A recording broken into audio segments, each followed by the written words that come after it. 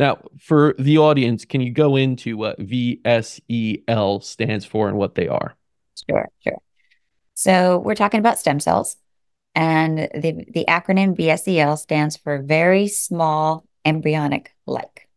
Yep.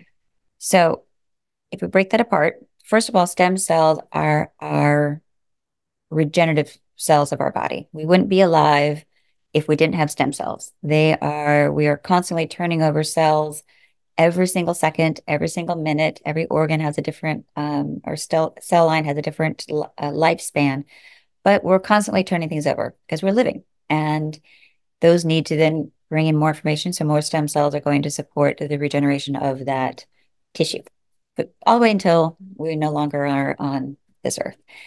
And there's different stages of those cells.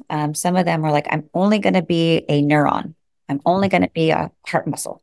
I'm only going to be this. And if you backtrack that to the very beginning, like an embryo, they're like, I can be anything, right? So embryonic-like means we're gone all the way back as close to that I can be anything type of cell without being truly anything as far as Right. none of these are going to turn into cancer. None of these are going to turn into little babies in your body, Hmm.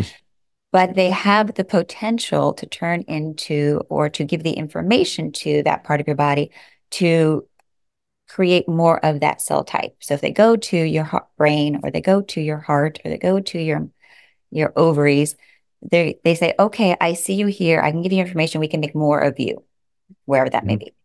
And so the embryonic-like is the one with the largest potential that we would use. The very small part means they're tiny in nanometers, tiny, like 1 to 4 nanometers, which means they can go anywhere.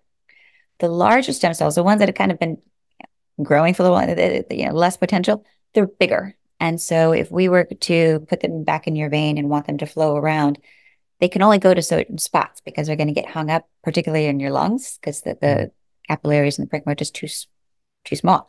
So they're going to go there and they're like, okay, I'm here. I can't go anywhere else. So that's the idea is we have very young, so very a lot of potential, and very small, we can go anywhere, stem cells. The beautiful part about these is they are your own. So you don't have to source them from another embryonic tissue, Wharton's jelly, umbilical cords, things like that. They're your own. So they know you. And there's no way of having any adverse allergic type reactions or responses. And they are living dormant since about the first day, first year of life, which is why they still carry that embryonic-like potential. And they're dormant, meaning they're sleeping attached to a protein in your bone marrow, then floating around, waiting for that signal to say, okay, here I am, I'm going to go to work.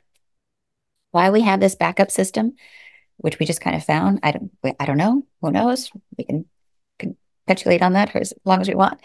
But we do, and there's a few signals that can turn them on. We found like maybe an extreme heart attack or extreme cold, not just a cryo plunge, but like Mm. cryopreparation type of cold.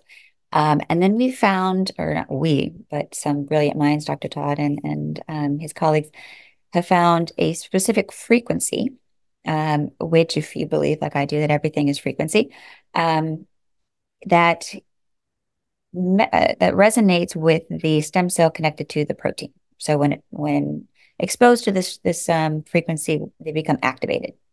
So we can talk about what we do with these, but the idea is you have them from when you're 5 until you're 90, and if we activate them, they're going to be just as potent. And we get them from your blood, and we can talk about more what we do with them. But that's what B cells are.